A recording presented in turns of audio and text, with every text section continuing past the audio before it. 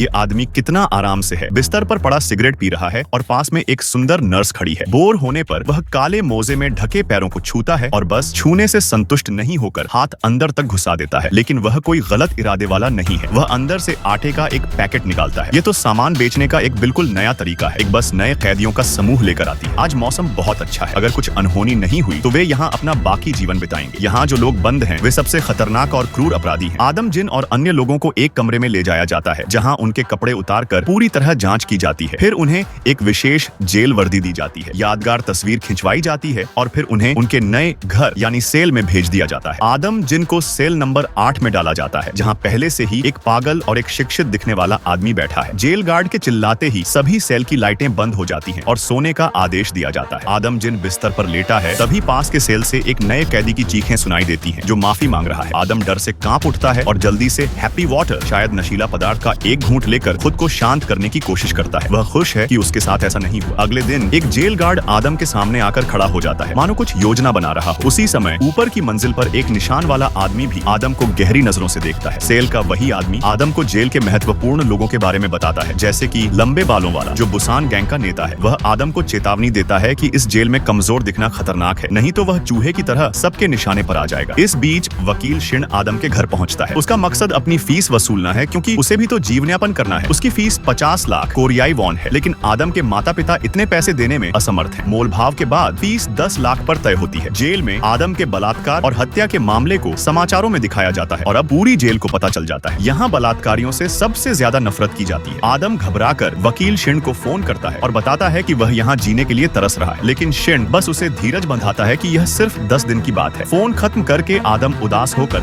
अपनी सेल की ओर जाता है। तभी एक जेल गार्ड उसका रास्ता रोक लेता है। गार्ड शैतानी मुस्कान के साथ उसके सिर पर काला कपड़ा डाल देता है और फिर उसे रस्सी से लटका दिया जाता है। घुटन और डर से आदम तड़पने लगता है। वह जोर जोर से छटपटाता है। अब उसकी किस्मत क्या होगी?